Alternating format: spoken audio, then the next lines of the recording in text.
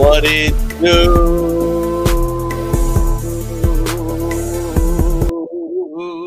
What it do? Welcome to another edition of Live on Sunday. It is I, your greatest host in the known universe, King Crowder, based out of Houston, Texas, man. Thank you for tapping in with me. You could be anywhere else, but you choose to tap in with me with another edition of Live on Sunday. Comment, like, subscribe. Thank you for tapping in. Share the channel, share the live, man. Today's edition of Live on Sunday, like I always do, I'm going to chop it up about what's going on, and I'm going to decode the messages that you hear going on. Make sure you drop your city. Make sure you let me know where you watching from, where you tapping in from, all the good information. I hope you've been enjoying your holidays. This week we got Christmas. Next week is 2026. This is the time right now that you reflect on 2025. Did you get done everything you want to get do? Did everything get completed in your timeline and your lesson? Have you chopped it up with your family? Have you called your people? Have you saw what's going on? Good, bad, and ugly. This is the time where you look back at how 2025 went. And 2026, how do we step it up even more? Shout out. I got something in for the Crowder gang I want y'all to pay attention to. Pay attention to this. We will have a raffle for my 1,000 subscribers on YouTube. I will be giving away some money, because I always do show live like it need to be done. Make sure you pay attention to the raffle. I will be giving away some money, The money will be given out for the raffle to show love. It will be some requirements, some good amount of money for me to you, but I'm going to show you love as well as many other things we got to get into. Book for the week. Take a listen. You not listening. Phenomenal read. Why do I recommend You Are Not Listening book? If you need to learn how to step up your listening skills personally, professionally, socially, interactively, if you need to learn how to listen better in the new marketplace we got down, do you need to know how to reshape and repivot conversations? You need to know how to repackage and listen to people and also give productive feedback. You Are Not Listening is a phenomenal read to add to your library. It's a phenomenal book. You know, I push the information. I don't only just give you critical data and analysis. I like to know you why I give it to you. So whenever I chop it up, add that to it. Live on Sunday. If you did not know, also add things I wish my parents would have taught me by your boy on Amazon or whatever bookstores you can get into. Make sure you do that. For today's lesson, let's chop it up, man. Everybody been talking. F the streets. F the streets. What does F the streets really mean? The number one thing I like to point out to everybody is that street guys, street family, street energy, been through things.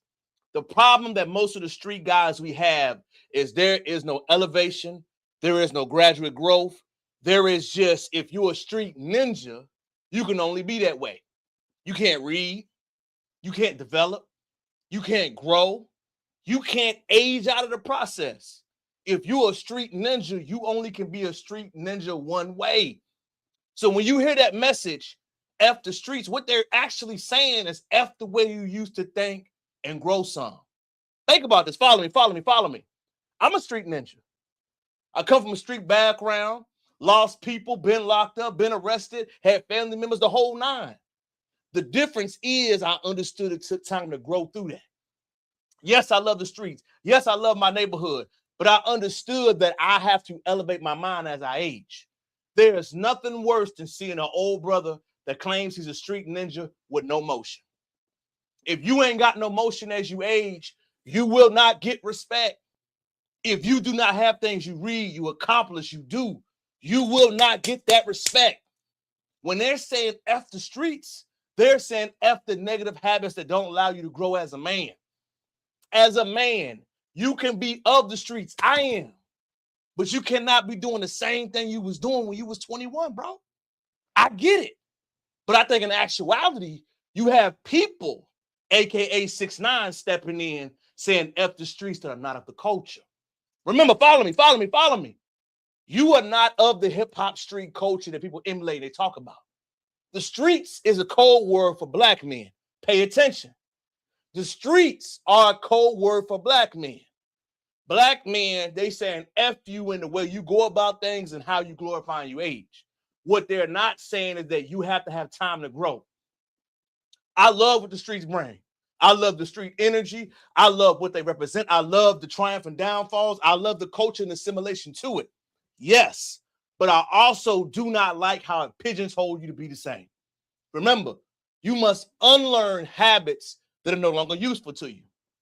If you are in the streets, you must unlearn habits that are no longer useful to me. Think about this for a second.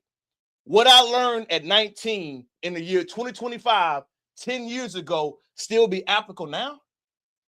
Those rules that were implemented in the 1990s and the 1980s, they're still applicable now? Wait a minute. The point of being a street ninja is to be able to pivot and works what's best for you now. If the information that I once learned does not benefit me currently, why would I still be going by that active playbook? I want you to think about this. Saying in the streets and the philosophy that it once had, even if you're a father now, even if you have bills, a mortgage, a life now, they are saying you can't pivot and grow from that. They are saying the man you once was, no matter where your life is currently, you got to stay there. That is what the people that are saying anti that.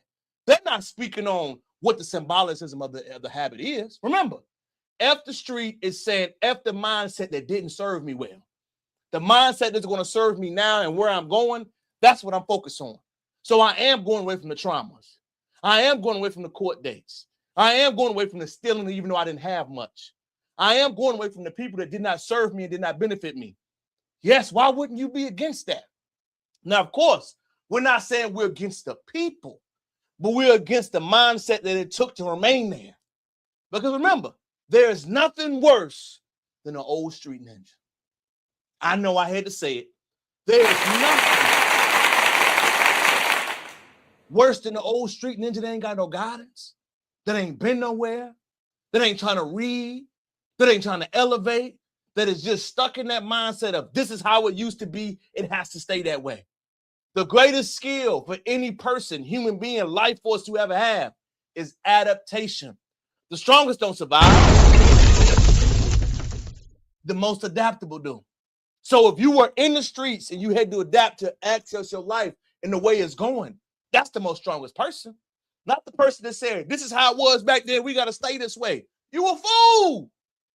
You a fool to say that's how it got to be. You a fool to go against the movement, against people that are going against their mind to better themselves. You a fool. And you ain't hurting nobody that's going against it. What you are actually showing in real hand is that the people that think differently is a problem. So remember, when you hear the F the streets movement, it's the F the street philosophy, the mindset, the stuckness, the things that have no bearing to you where you are currently. That's what they mean. And remember, the person that's championing it, that's going against the grain for it, that's pointing out the hypocrisy for it, is not the culture. I don't know why nobody's ever said it's a 6ix9ine yet, because I hear him so much talking. Bro, you have no pull. You have no sway. Nobody listens to you. You have no bearings. You cannot make nothing happen in the culture that you are a guest in. So as we go through and we learn and we unlearn and we move and we shape and we do better than our predecessor, than our fathers, than everybody has been, that's how you know they made an impact or a vision. Remember, my father's a certified street ninja. Sold it, did the whole thing, job, pricing, everything. You know what the one thing he said to me the most is, son, I would hate for you to go through all this life and did everything I did. Every father of a street ninja has one aspiration for his family, to do better than the previous generation. Not stay the same, not be just as broke, not having the same memories, not having any money stacked up, not having any curiosity, not having any bank or anything put back, but being in the same predicament they was. That's the ultimate thing for any street ninja. I got to be better than how I was. And I'm better than how my father was. He tells me that all the time. That's the point of all of it. So street ninjas, do not be afraid to say, F that movement. I agree with it. I agree with the philosophy change. I agree with the structural change. And I agree with the messaging. Because remember, they're not saying F the people, because that's us. That's Black Americans in this country. What they are saying is F the mentality that puts you in a place where you have no understanding. F the non-growth mentality. F the non-growth thinking. F the people that don't want to see you do better, grow better, earn more, produce more, take care of your family more. F that. That's true. Who would be against that type of philosophy? And finally, if you are a father, if you are a family man, the greatest bearing you can ever be is a person that leads your family. The greatest bearing you can ever be is a person that leads your family. Don't worry about the street code, the ethics, and everything else they talking about. At the end of the day, ain't nobody gonna cry for you like your kids. Ain't nobody gonna care about you like your mama, your daddy, your wife, your whatever you got going on.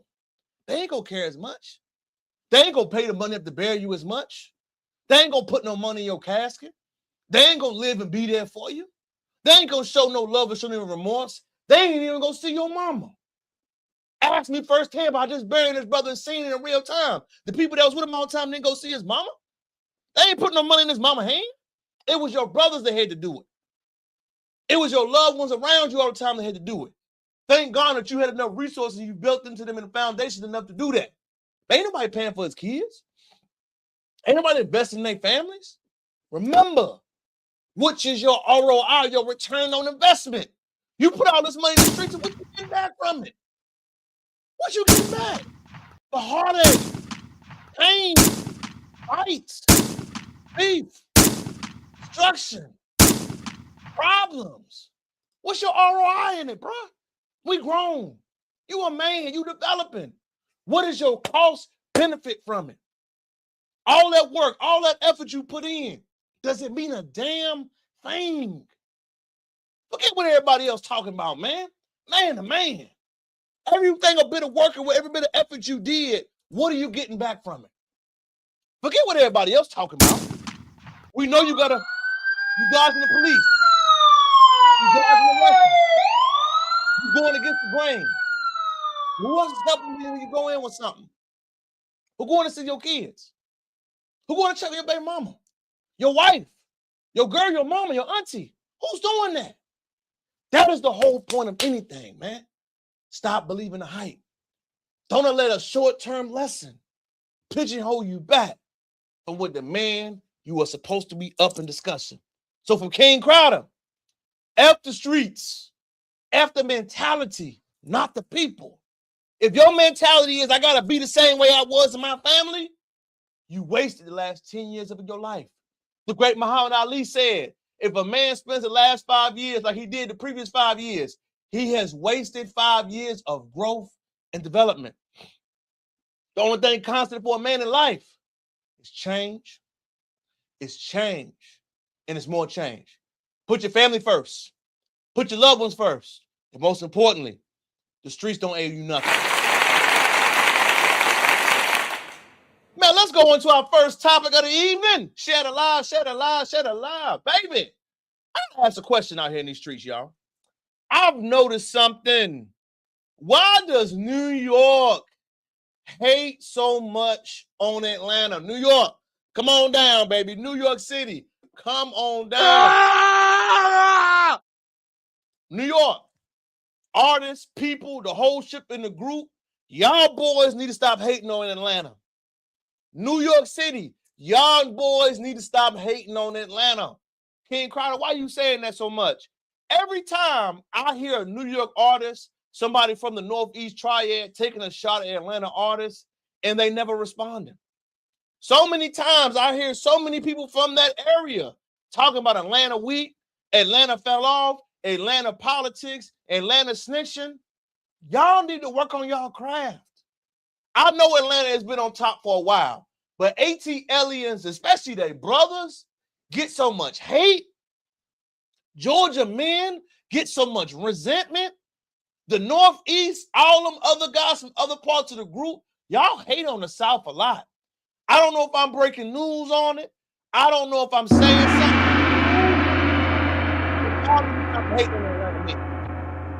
If I hear another New York City segment speaking on the South without getting y'all own motion, Y'all need to stop it. Y'all need to stop it. It's blatantly seen. It's blatantly discussed. In Atlanta, the South keep it so player, they don't even respond to nothing. They know they on top. They know y'all trying to ride their motion. They know they are the top dogs going on right now. But the one thing that's so player to me, that's so real to me, is that I see y'all constantly badgering, talking, and have a negative subject about an Atlanta artist, an Atlanta motion, an Atlanta energy, and Atlantic problems. I'm noticing that so much when there's so many other things that could be a topic of discussion. But it's real deep because there's many things that we could be talking about, but it's only on Atlanta, the man and the artist. State of Georgia, keep winning, keep shining. Remember, y'all artists had the album of the year. If ain't nobody tell you that YFN Lucci, that boy went on to something. YFN Lucci has the greatest album of 2025. Yeah, I said it. Remember, all that hate that Atlanta get, let's talk about something important in the building. Let me show y'all a flyer that I saw today, man. Tap in with me. Fair use. Y'all, a picture is worth 1,000 damn words. I'm going to let that marinate for like 3 seconds.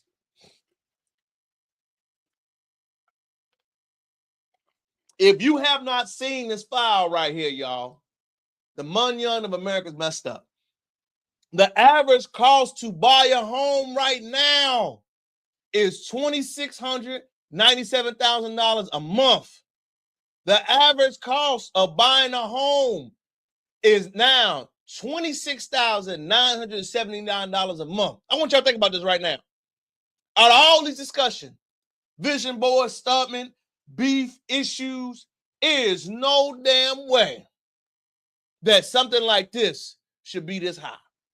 We talk about beef, we talk about problems, but ain't nobody talking about the unaffordability rate and how many of our babies going to be affected by this when this market crash.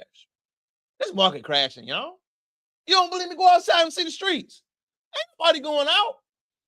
Ain't nobody got no money stacked up. Everybody really living below their means. We just quiet about it. But you know, here, we talk about everything. And that train of unaffordability is coming. Think about it. Wages, income has been stagnant. But goddamn, houses cost almost 3 racks per house. And if you don't know where it's coming from the Airbnb run the play crowd. They buy up homes, which I understand you're trying to get money on them. I'm not against it. But right now, out of all the problems, all the things we see on social networks, the unaffordability right now, it is so understated. It is so scary. It is such a catastrophe that's coming right now. I'm not here to fear monger you.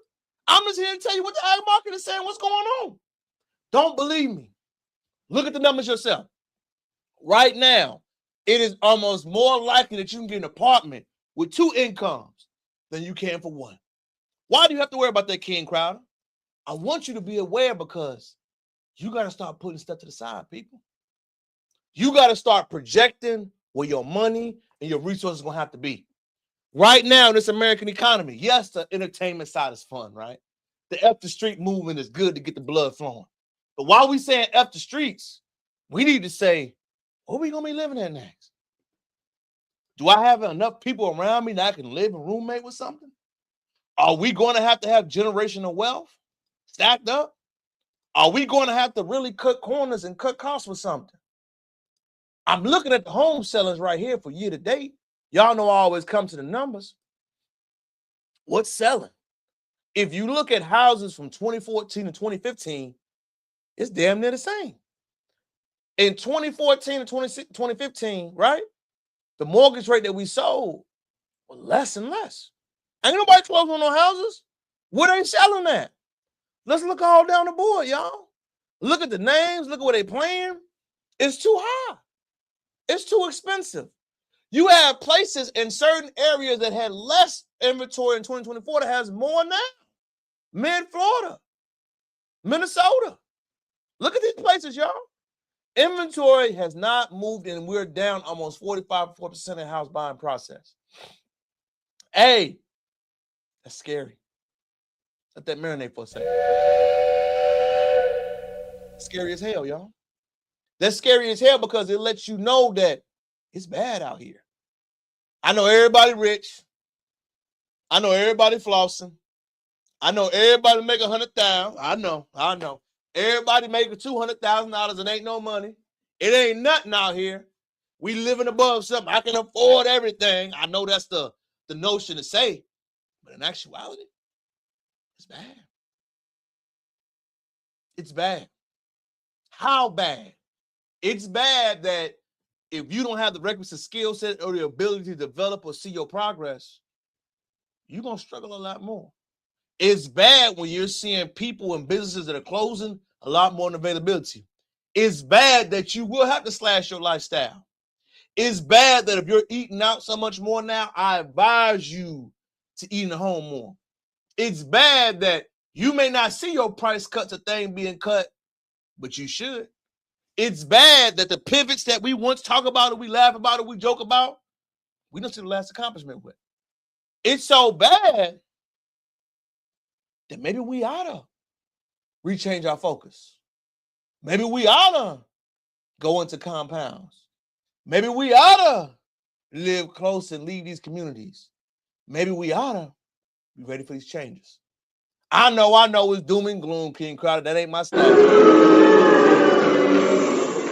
What I am here to do is to remind you what's actually going on. It's to remind you and read the news.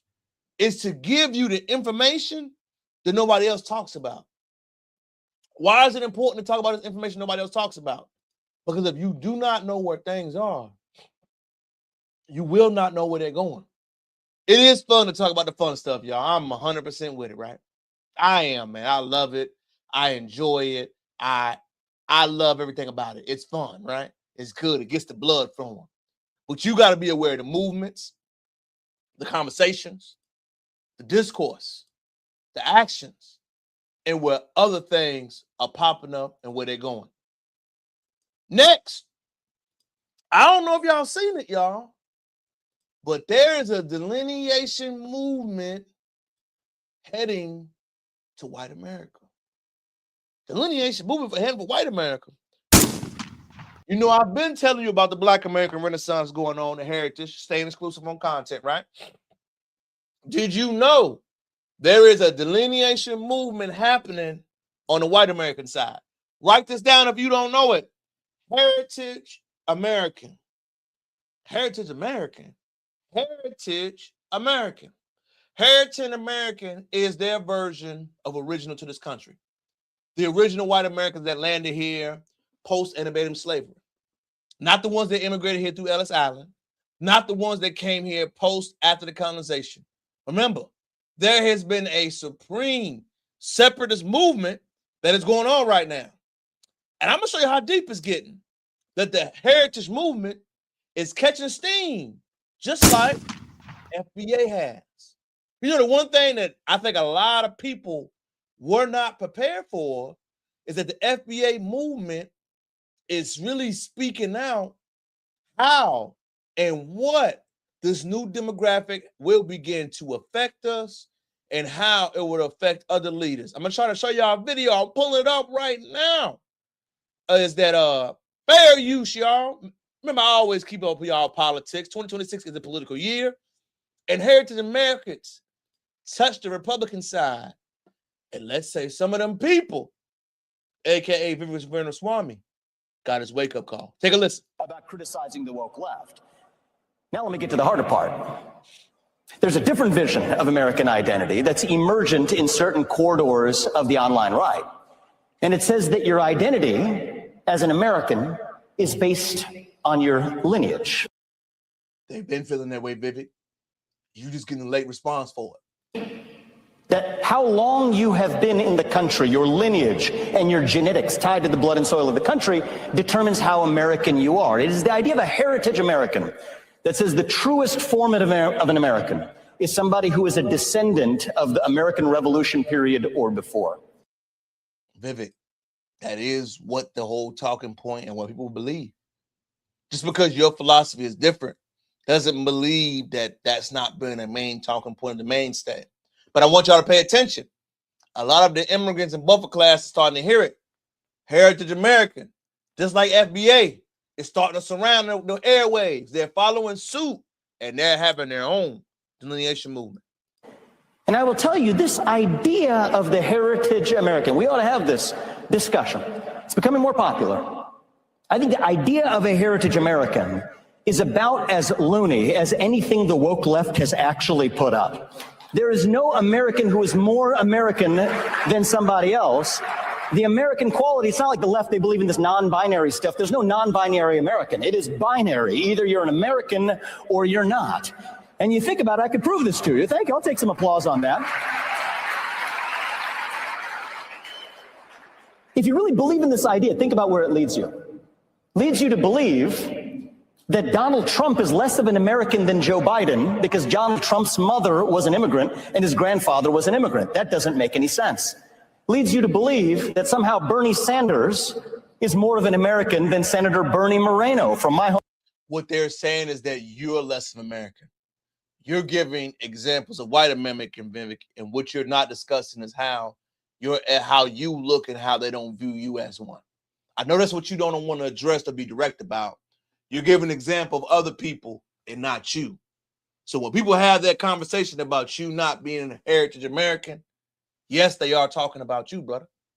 I don't know why you just don't go direct to the source and say that and speak on stand on business, but that's exactly what they're talking about. Home state, an America First patriot, because Bernie Moreno was a naturalized citizen from Colombia. It makes you think that Marco Rubio, our great Secretary of State, is somehow less of an American than Elizabeth Warren because she's a Native American, which will. Historically speaking, they would all say that Marco Rubio and the people you mentioned were less American. I don't know why we act like history doesn't play a reflect and repeat itself, man. You said all that, Vivek, to say nothing. You just yapping. You yapping right now because you know that this talking point is not going anywhere. You know that the heritage American movement will start to spread. You know that your time is up, my boy. Plain and simple. You had your wave. You aren't prepared for your next step, but your time and your usefulness is up. No, right? Doesn't make any sense. It's loony. It's crazy talk. It makes you believe that somehow I am less of an American than the transgender criminal who assassinated Charlie Kirk. We refuse to accept that. The idea that a heritage American is any more American than another American is un-American at its core. And I will fight to the very end for that because that's what it means to be an American. We believe in ideals. That is who we are. You know, it's kind of funny to see this and knowing who this guy is with politics.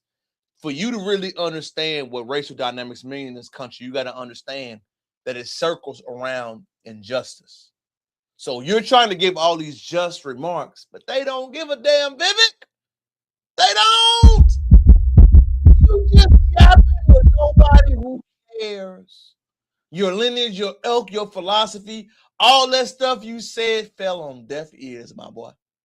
And until you understand that, which I do have a brother on TikTok that gave his turn of events that spoke frankly from the horse's mouth. A fellow Indian who gave a lot of talking points and a lot of fellow things that I want to play. Because you know me, we do our research here. Shout out again. Crowd again. Pay attention. What it's going to take for my people to truly realize that we're not welcome here. And it really doesn't matter whether you were born here or not. We're all looked at the same. Now, if you're Indian and you're watching this, you know as much as I do that we have a lot of similarities and we have a lot of disconnects. As descendants of a nation that was once colonized, we tend to whitewash a lot. And that is a truly strange phenomenon that happens. As someone that looks like, speaks like, and basically has the same story as Vivek Ramaswamy, I can let you know right now that this is nothing new. It doesn't matter what your accent sounds like. It doesn't matter what you believe in. It doesn't even matter how rich you are. The point that I'm trying to make is that no matter how hard we try, we're never going to be them. And this is nothing different than what other minority groups go through in this country. Whether you're Black, whether you're Mexican, whether you're Asian, whether you're Indian, it doesn't matter. We'll always be seen as the lackey. And as soon as they don't need us anymore, you know, the one thing I love about the most is that all awakenings happen whether you expect it or not. I'm reading a great book again by the brother Unfiltered that talks about this ideology of racism, white supremacy. It's not the ideology of justice, y'all. Remember, it is not a justice system. So for you speaking that justice remain, it won't make sense. You are speaking to a group of people who are determined to misunderstand you. You are speaking to a group of people who are determined not to align with you. So every talking point that you give the Vivek Elk, every talking point that you give the Myron, you're wasting deaf ears, bro. You're trying to seek solace on something, but it's actually a cultural thing. I'm going to over assimilate, F everybody else, and do what's best for me. I'm trying to gain as much goodies, as much impact, as much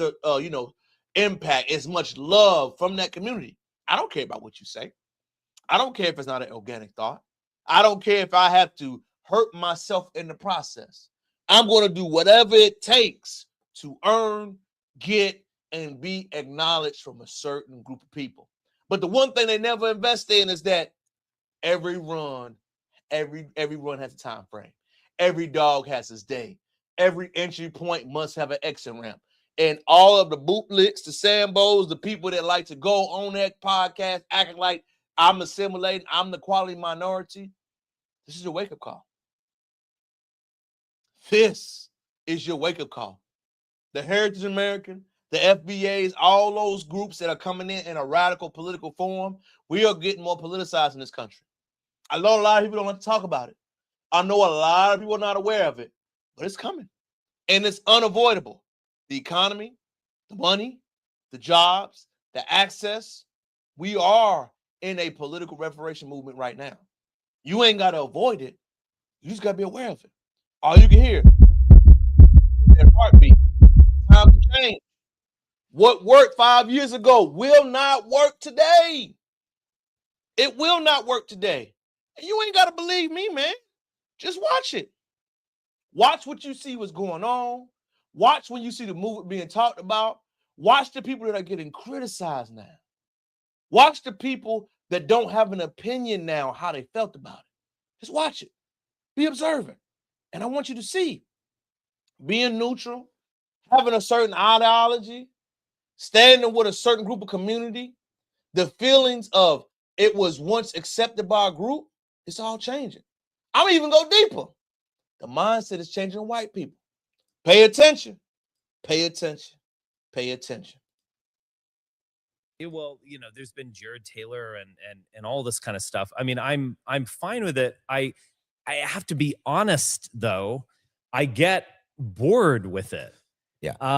Sometimes you'll hear these like blasts from the past doing a podcast, and I get it. It's like Black IQ is low and crime is high, and we're well behaved, and we score very highly on the LSAT, and Asians too, and also the Ashkenazis, and we need our own country. It's just sort of like, okay, I get it, but the fact that it's always one thing I have noticed about nationalists in general, and I guess Christian nationalist or white nationalists is two things. First off, they seem to have a kind of ill-defined conception of where all this is leading, like what it means to have a white country.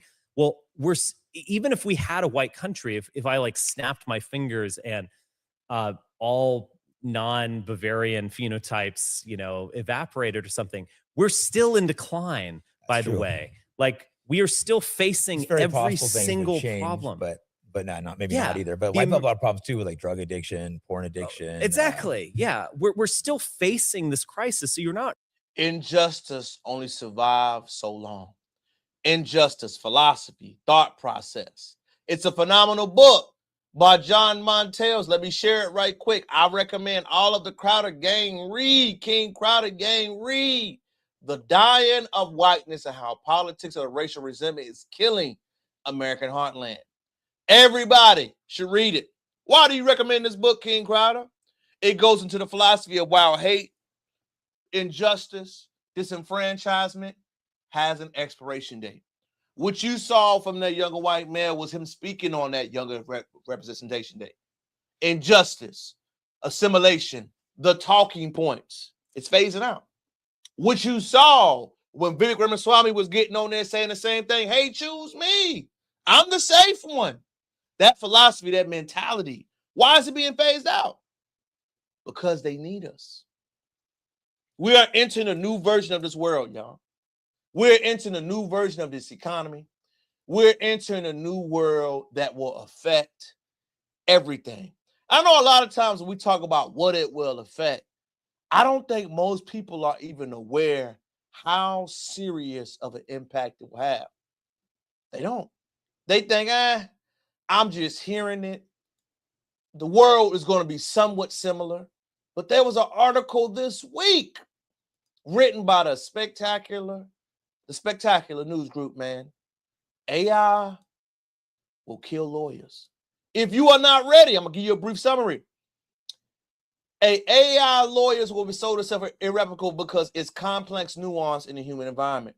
However, AI can draft contracts, case law, and already obviously it can do a quality output threshold while practicing landscapes where clients do not recall and will need from lawyers in many years. AI will be a phenomenal tool that will help circumvent lawyers, judges, and remove some of the barriers to entry. AI does not have the emotional arguments, but it has the quantitative analysis that many large other people will guarantee. The law is not protected, nor is the traditional landscape. You should be aware and you should be able to pivot to know that they will interpret, read, change, face, regulate, and remove a lot of the barriers and court costs. What does this mean, King Crowder? AI is coming for lawyers, analytical jobs, doctors, anybody that have to read and constantly review something. Why do I have to pay these high-ass bills? If I can get the qualitative the data done, it may not be up to expert field and get you to review it. Why not just do that? Why do I need you to interpret, go against the law, have those legal fields? It will kill some of those career paths. Everything that we redeemed and will be safe long-term will not. We always talk about the lower level where AI will kill. I know people throw shade, say disrespectful remarks. I get it. But those high quantitative skill jobs, those monotonous we do every day, we check, they will be removed too. Unless you are forward-facing a customer, unless you are forward-facing a client, where you have an emotional, a connection, you're up for replacement.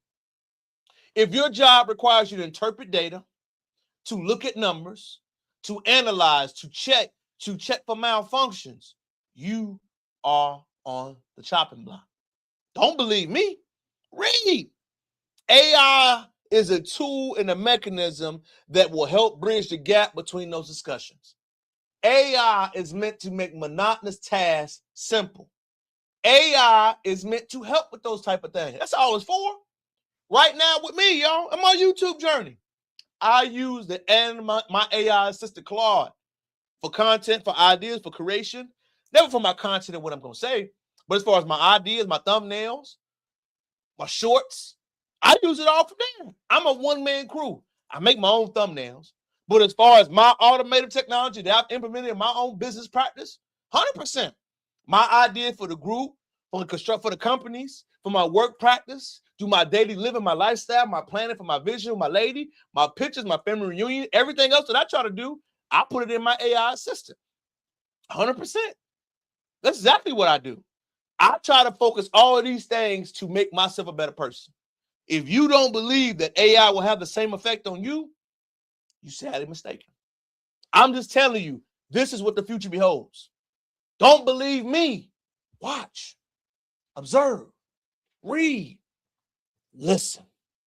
Next up, with another edition of Live on Sunday, man. Thank y'all for tuning in, baby. I'm so good, man. We cooking up, y'all. If you have not shared the live, shared the tape, and adjust the discussion, please do. Please do. Our next subject for the evening, man, controversial one, but I believe it needs to be said, man. Shout out to Tip T.I. Harris. Long video, but I believe we got to watch it in totality so I can give you the information afterwards and we'll be able to have an intellectual discussion. Tap in. Let's go. It's going viral more recently For real? with Kirk Franklin. What? Where you basically said you didn't need no middleman. Kind of like Tip Ain't Funny. Yeah, absolutely. Absolutely. I go straight to the plug. You hear me? You know the industry I come from. Yeah. And we bypass all short stoppers. You know what I'm saying? Yeah. But I mean, I think that I've observed and learned that as far as religion goes, I feel like that's a way for humans to hide behind God to control other humans. You dig? And it's unfortunate that that's the case.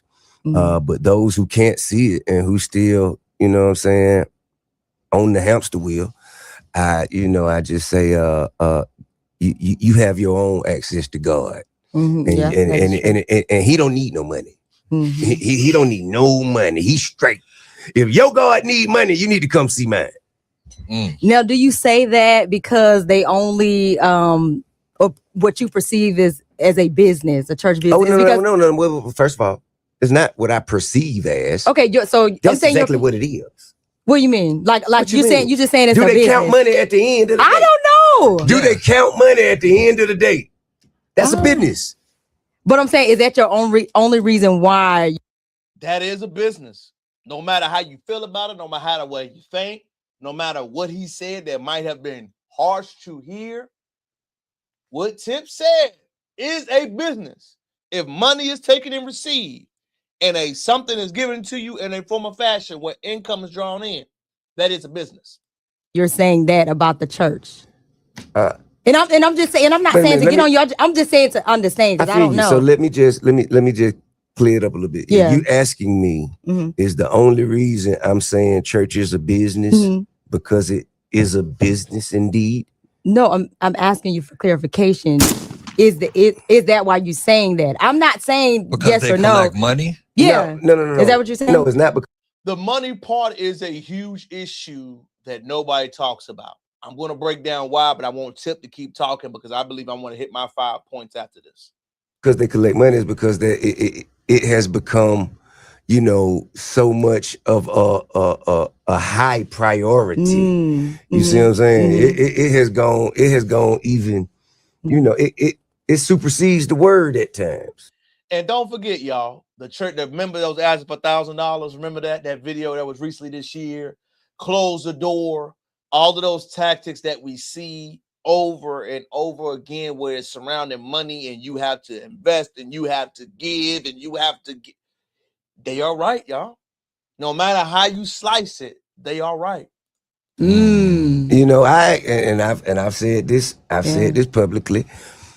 But you know what? It's unfortunate because I do see your point of view about that when it does turn people off.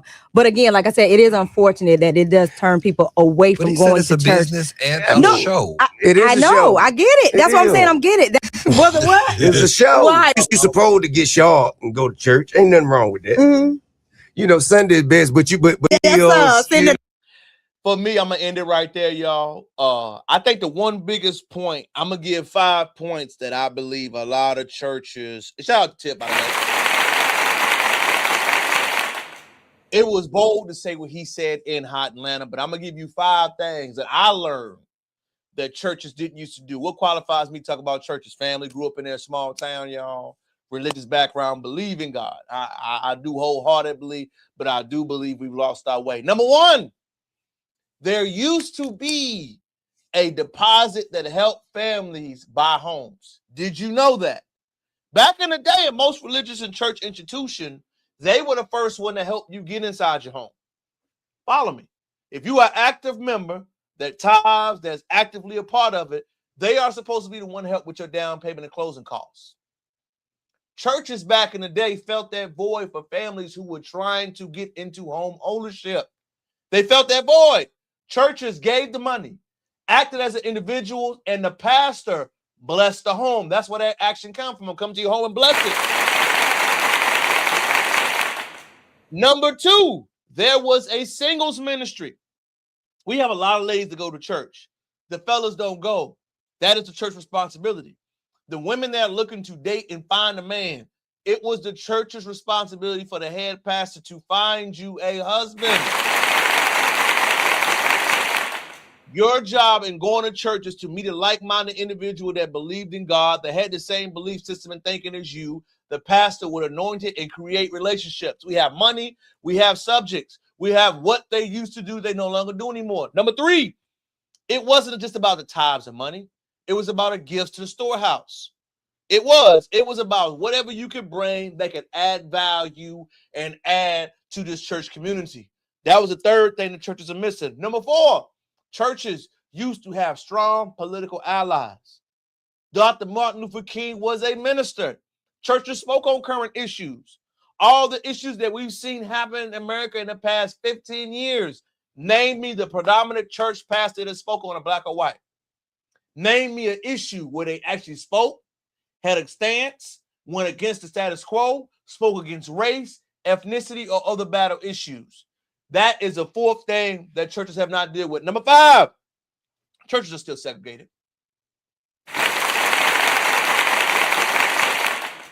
I have rarely ever seen a black pastor lead a mega church where it was multicultural. I have never ever seen that issue of racism, of race, of idolatry being addressed inside church communities. Churches have fallen off because they do not stand for what they ultimately supposed to stand for. That's why. So when Tip is saying what he's saying about things that used to be compared to now, that's what the indifference is. And it's so bad that I don't think most people know. If you talk to a person 21 and under, y'all, do you know how many have actively been in church in the past 5 years? Pay attention. 10%. 10%. 10%. The elderly class are what they're going to be. They go, they believe, they have a community there, and that is outstanding. But as far as re-engaging the youth, they flopped. Most young people have not been, do not go, will not serve, do not believe in it. And that is 100% on the church leadership. You have failed to ingratiate yourself with what they're supposed to be doing. You have failed to grow and build with them. Not saying all. There are some pastors, man. Shout out to Rev Anderson. Shout out to Rev Pastor Sonic. There's good pastors out there. I ain't going to be disrespectful and say it ain't something that I truly love and admire, that have helped me in my journey from where they're from, and I appreciate you. Shout out to you. But there is a lot that have muddied the waters. For the ones that are phenomenal, which we do have some phenomenal ones, there are others that are not. For the ones that truly believe, and I know they pray, and I truly believe something. When you go to a lot of these cities, y'all, they muddied the waters. It's woman first. It's nothing about families. It's nothing about marriage. The biggest sign for me, I want you to think about this. If I had to ask in the past 5 years, how many times has their church has hosted a wedding? What would they say? Let's do the numbers. Let's run it. Real talk. Let's go into it. If we had to run the numbers right now and break down, when is the last time you've hosted a unification of the family in a church setting? In the past 5 years, look at your books. Your members getting married. Your members buying homes. We know what they're invested into you. And I'm with it, man. Investment to be there. But when it's the other way around, what have you invested? What have you built? What have you done? What have you served? What have you created? What have you done? We got to analyze. We got to critically think. We got to critically talk. T.I. could be controversial about his statement, but he wasn't lying. Atlanta's full of wealthy black people, man. And I love it. But the auditing for these churches, it is a phenomenal subject. If we review it, if we look back and we see the progress that we asked in the past 5 years, how many houses have y'all bought for y'all people? How many marriages have y'all set up for y'all constituents? How many people have you truly blessed in your individual? Not just money. I'm off the money thing. I believe income and money matters. But I also believe, what are the actions you show? What have you done on your own? Where's your church community? If I've asked them, what have they been through? How have you helped them? I want to hear from you. What did you do? Forget what everybody else is saying. What did your individual congregation do? And that's why, in my opinion, the church word is over. I'm not trying to be rude. I'm just telling you where that train is coming from. It is. Next up, y'all. You know we always follow up on things. Remember, if you swing at the king, you bet not miss. Fannie Willis is on trial for the state of Georgia for putting them paperwork on. I'm sick and tired of hearing. Trump swung back, baby. Pay attention. Pay attention. You all want to intimidate people from doing the right thing, and you think that you're going to intimidate me. You all have been trying to intimidate me for 5 years, which is why I have not been able to live in my house for 5 years, because the N-word has been written on my house.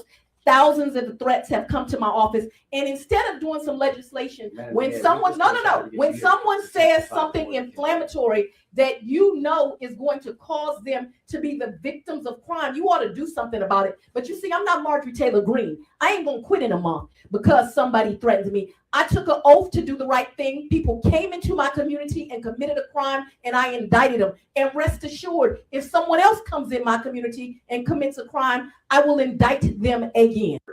It's a dumbass question. I know it is, but go ahead and tell him, because it occurred after she was. Prior to being sworn in, she was district attorney? No, she was not, but you asked. So I'll return to my question. Prior to you being sworn in as district attorney, is it your testimony today that you did not have any conversation with Mr. Wade about investigating the 2020 election?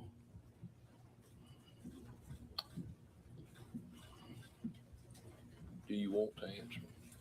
It's a dumbass question. I know it is. I'm sick and tired of. Attorney D.A. Willis stood on business and told how she felt. This is the question I have most importantly, y'all. She's been indicted. They are going after her license. They're going after her. She swung at Trump and he sent them people. Trump hit a U-turn. Trump sent the train. Where are her people that supported her at, man? She did something big for her community. She put a RICO. She did what she did. She dismantled a game. But when she swung at the president, all the people that had the battery behind her back, she said for the past 5 years she couldn't afford to live in her home. Where her supporters at? Where the people, where the Democrats, where all the cameras, where the video footage? Where is her support team to be behind her to say, hell no, that ain't right? Why is she by herself in open court facing the brunt of the Georgia state law like they ain't gonna do her dirty, y'all? Shout out to Jason Black. We do not have a justice system. We have a court system in this country. And she is in Georgia court system fighting for her life. It's not a justice system. It's an injustice system. Attorney D.A. Willis is in there fighting. I don't see no Georgians going crazy. I don't see her Democratic constituents saying that, no, that's wrong how they doing her. I barely even saw. I had to look for it myself, y'all. You know I always do the check back. You know I always try to see what's going on. But I don't even see no news about this. Like, damn, everybody that won that Trump, they get back a month. Trump said they get back, and he must be listening to that YB Fat. That get back is strong with Buddy. He pulled up on her saying, you about to get all these charges. You about to go to court. Everything you did to humiliate me, I'm going to do the same. But the biggest thing that don't sit well with me, y'all, is that one thing I agree with. When you go hard for a party, they don't have your back like they do others. Gavin Newsom, I'm seeing his face all over the TV. I'm seeing Gavin Newsom. I'm seeing his talking points. I'm seeing people support him. I'm seeing protests. But I ain't seeing none of Willis' face. I'm just seeing her in the state of Georgia fight for her life. I had to look for it and find it. I had to go see it. I had to really go look for it. I see her on an island pushing and fighting her own beliefs. Why is that coming? Why is there nobody's talking about that, man? Why hasn't been no conscience? Everybody don't hear the other political commentary. But we got her fighting for herself, surrounded by herself. All that tells me is this, y'all. Democrat political pundits, have your base. Have your base that's going to ride with you. She ain't got no base, y'all. Remember? She don't. And sad as it is, she's by herself. The cattiness, the enthusiasm, the energy, the feelings, everything that she's showing and giving off, that shit don't matter in court. They're going to try to remove everything from you. All that hard work and all those things you did, don't even matter, man. This is a living testament. When you swing at power, don't miss. Do not be the crash dummy. They let you be the face of attacking Trump, and they knew that man was going to swing back. And sadly, your legacy is done for that. And it's truly a tragedy. It is. It is. Next up, it was a phenomenal discussion on the conversation this week. Chime in with me, chime in with me.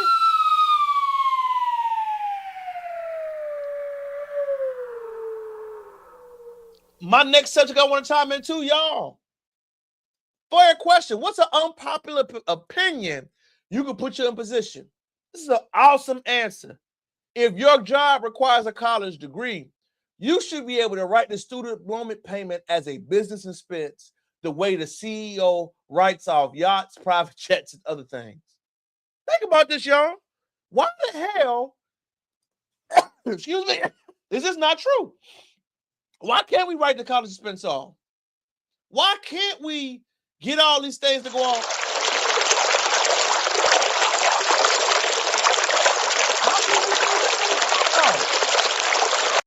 Why?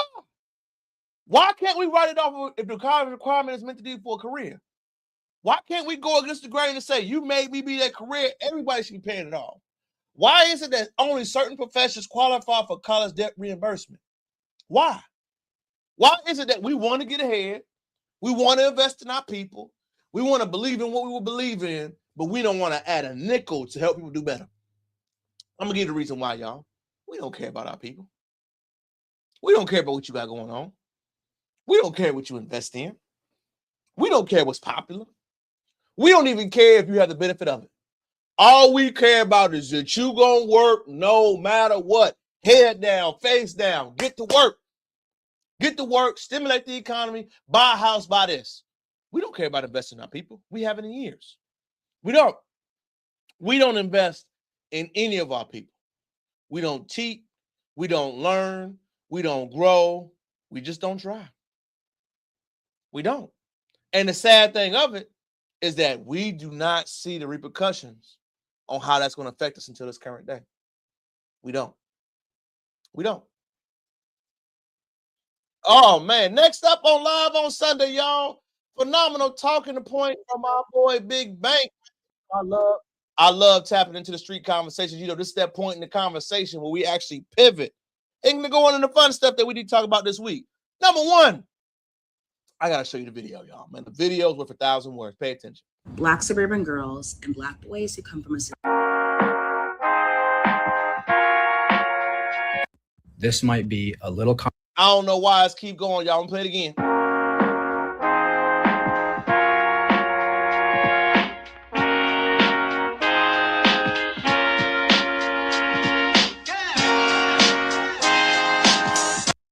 If you do not know, Tom Brady's ex-wife married the side ninja.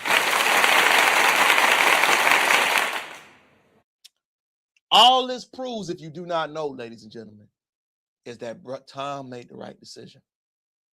Mentally, emotionally, physically, she already had her exit plan.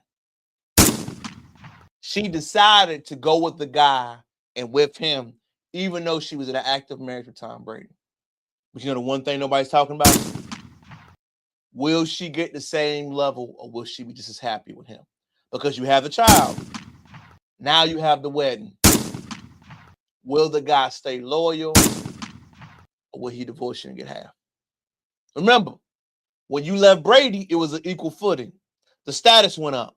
We saw the same thing tried to happen when we saw the information from Kim Kardashian. We did. We saw it happen. Give me 1 second right quick, y'all. We saw it happen. We did.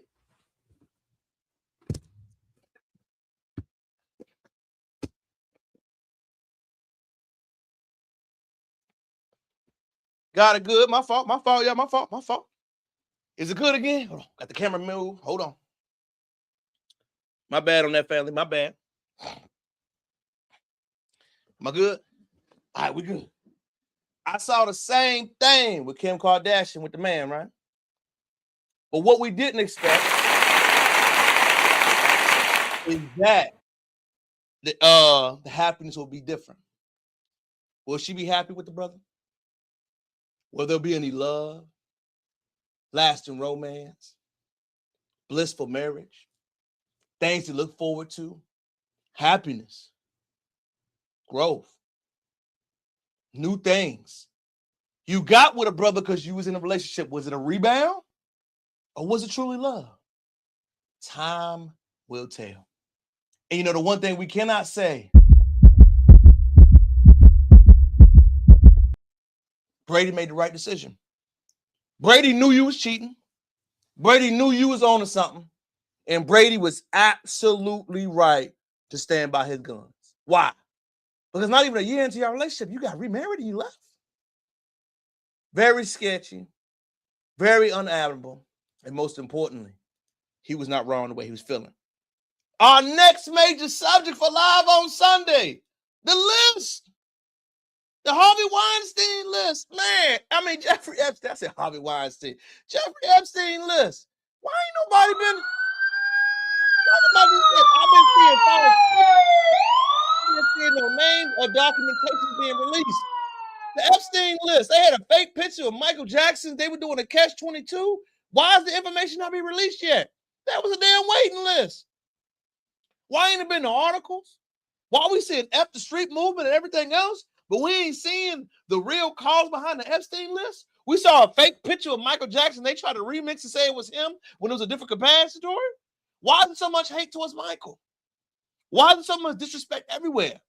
I want to chime in with my people. Why? It lets me know it's a lot of big people on there. It's a lot of big pictures. It's a lot of hidden information. It's a lot of secrets.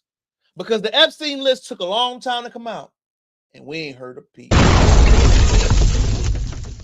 Name me the names. Name me the people. I've only saw black people. I ain't seen nobody else.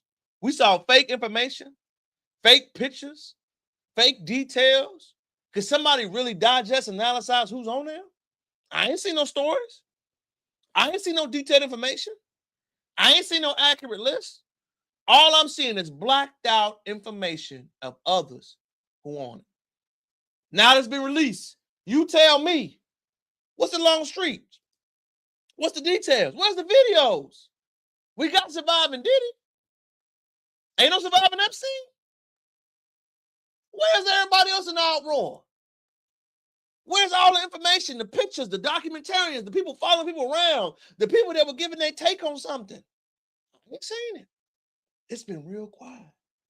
It's been also weird quiet. You know what I mean? It's been weird quiet to the ways that I know it's a lot of things about to hit the fan and what's going on. And I want y'all to think about this. It came out on a Friday or a pretty second for the holiday weekend. It came out on a day where news was slow, but we still ain't seen nobody talking about it and going to do it. It was company figures, big letterheads, but we still have not seen enough people dive into the subject. We still haven't. All we saw is one photo of Michael Jackson getting smeared. I don't know why they hate Mike so much. Shout out to the king. But it was a picture that wasn't even there. That was a fake picture of them with children. Michael Jackson is the most disrespected man of all time. He is the most lied upon, disrespected, disingenuous, not loved. Went to the Hard Rock campaign in Cleveland. That mother don't even got his own damn floor. Michael Jackson, the greatest pop rock icon of all time, doesn't have 3 floors in that damn building, the Rock and Roll Hall of Fame. Throw the damn building away. Think about that for a second. Michael Jackson, the greatest, most famous, iconic musician that ever lived. Facts on that D. Those are keeping my hand with facts. Fendi fact. Let me give a round clap for that. And it was truly sad to see, man, that all that misinformation is given. But when I personally saw my own 2 eyes, you know, it's first-hand research, it's second-hand and third-hand. The Rock and Roll Hall of Fame, throw the whole damn Rock and Roll Hall of Fame away. I don't get how you gonna have a Rock and Roll Hall of Fame in there and you ain't gonna have Michael Jackson, ain't gonna have 3 floors. They had Bon Jovi had a floor. And Michael don't. It's all politics. It's all who you know, who likes you. When did you get in there? Because there was people in there that didn't deserve it. But Michael did not have his own floor. Michael did not have his own representation. That's why these forums and these people don't have as much respect as they used to. They don't. Because we see it's garbage. We see it's an agenda. We do. We see people don't go against it. And what people don't know now is you can't hide from stuff no more. You got to stand on business. You got to speak your point.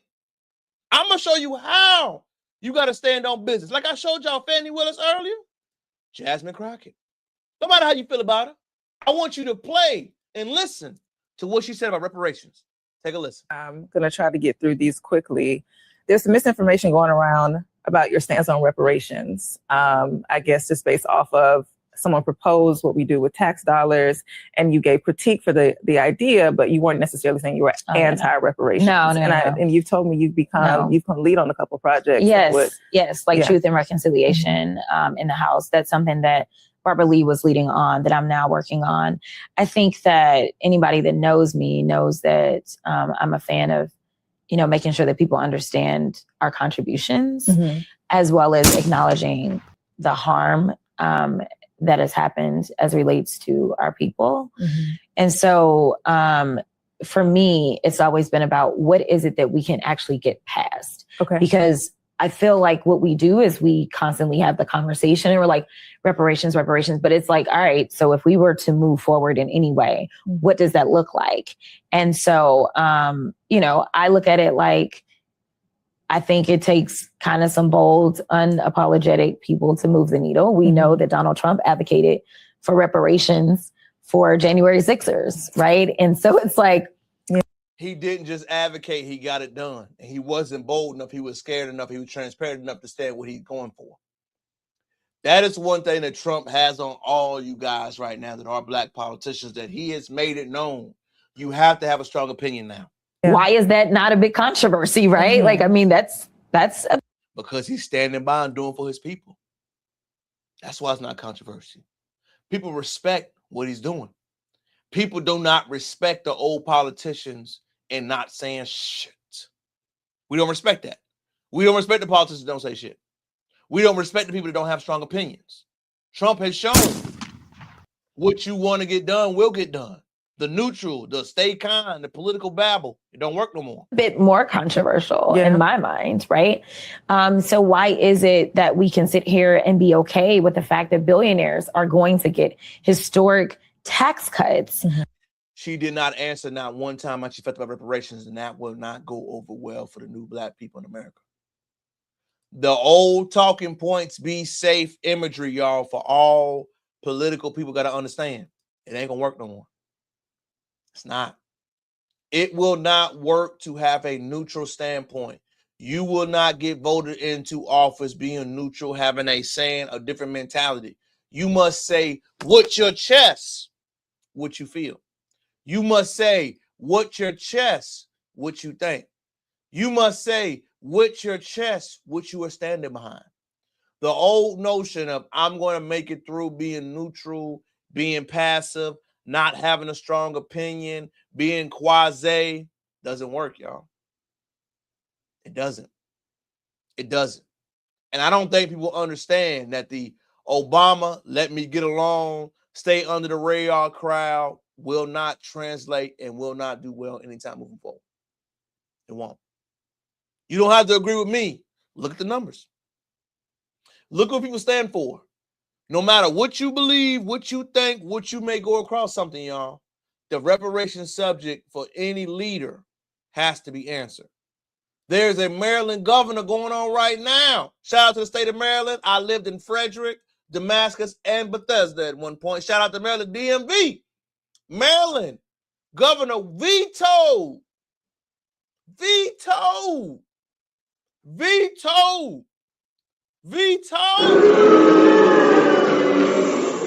of a reparation study. If you do not know Mr. Moore, he is in line to be the Barack Obama ilk. I don't think it's going to work in the future, big dog. No strong opinions, no political base, no stomping your chest like you've done for other people in this country. I know the message in what you're saying, but what you said with your energy ain't the same. You voted against the study. That's not something good to have behind your name. Just like we did last week with Byron Donald. All political class that don't want to speak on this subject will not get black support. Who is your base? Black men specifically are screaming about the task of economic justice. We don't give a damn about symbolicism. We don't give a damn about feelings. Nobody cares. Justice, economic, and real equitable things, tangibles. It's strong, y'all. It's not going anywhere. I'm telling you, you cannot remove the distraction. This is only chapter 1. Chapter 3, chapter 4, with the new generation, they're not playing. The civil rights went for the symbolicism. They went for the we get along crowd. They went for the understanding. Right now, in the economic conditions that we live in, with Trump standing on there letting us nuts hang, saying we gonna give this champion, we gonna make this happen. You can't fake and fool around no more. You gotta stand on business. You gotta stand on what you gonna do, what I'm gonna get accomplished, what thing I'm gonna bring to the table. There is no more straddling the fence. There is no more.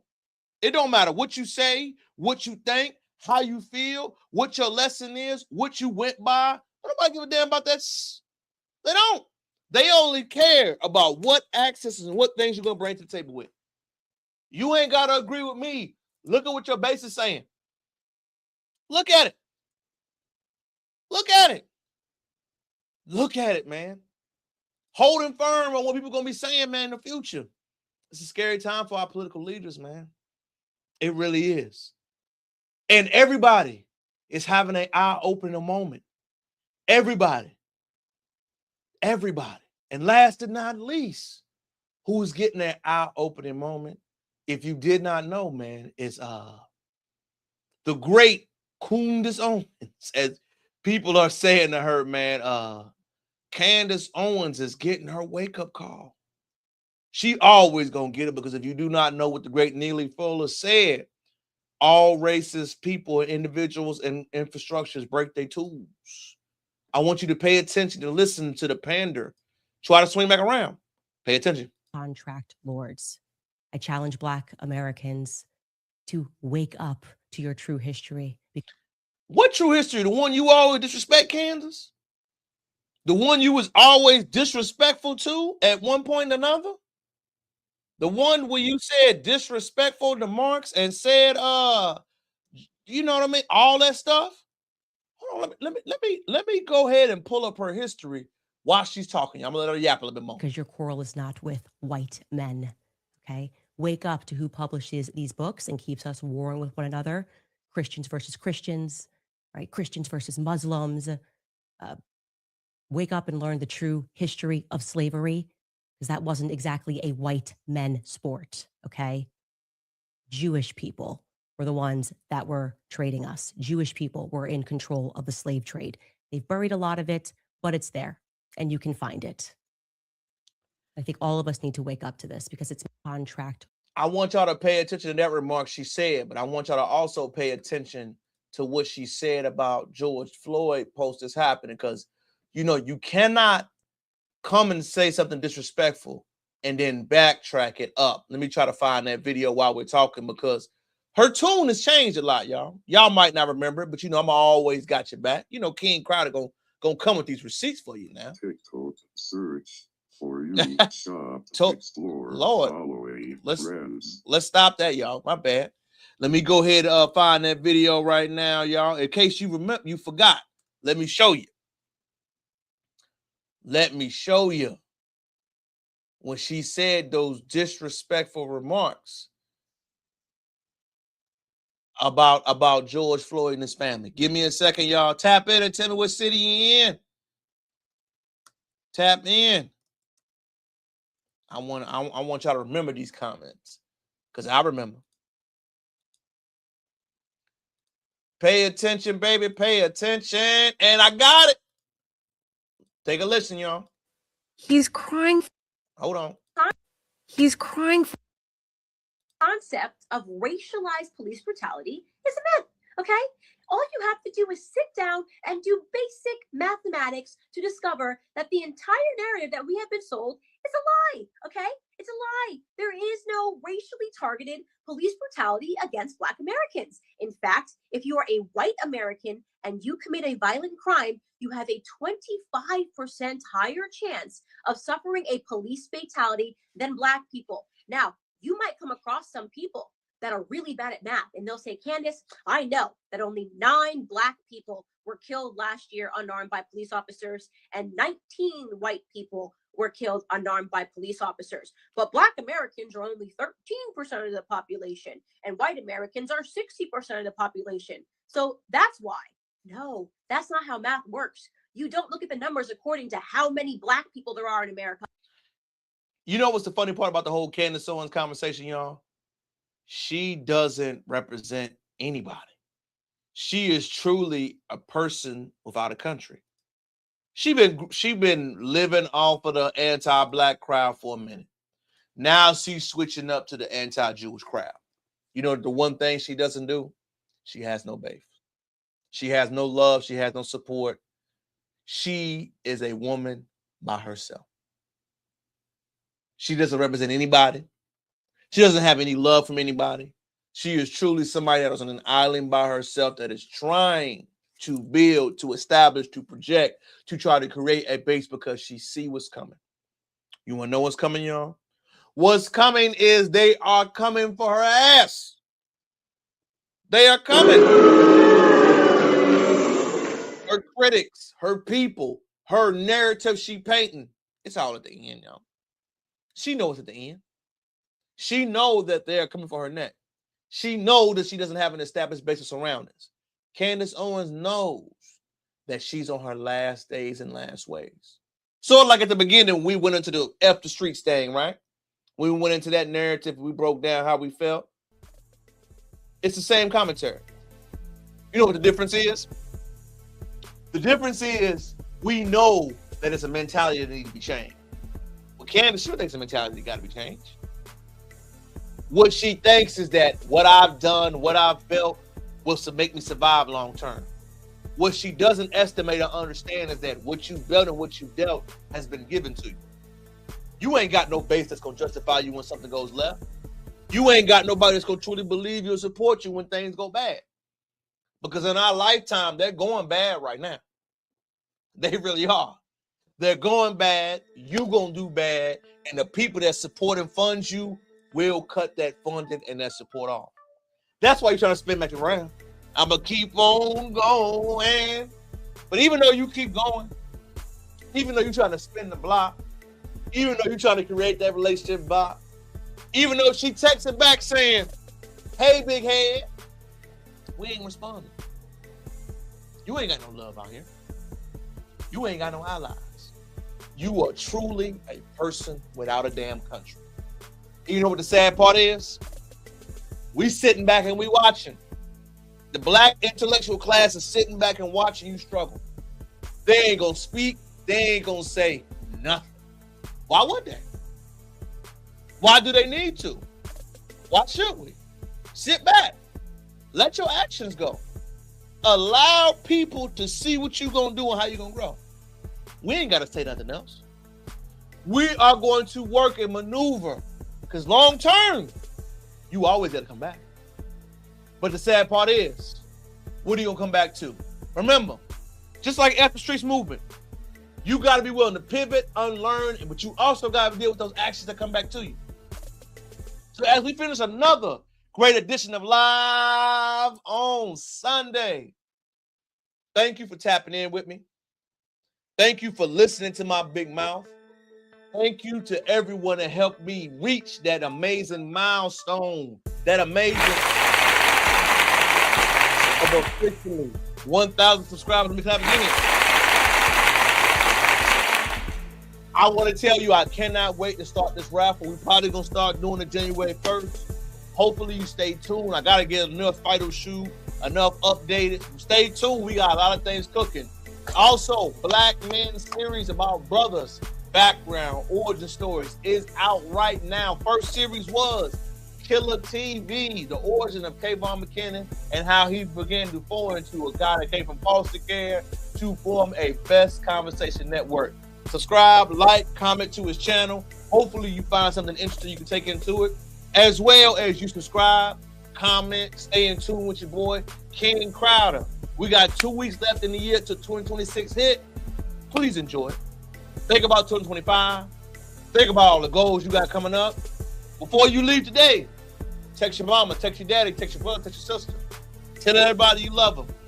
Let everybody know what you're thinking about them. Text your wife, text your friends. Text everybody, man. Because when you get in this world, all you have left is family. Clap for yourself. Until next time, follow, check me out on all platforms, and most importantly, love, live, check out a book. Until next time, peace.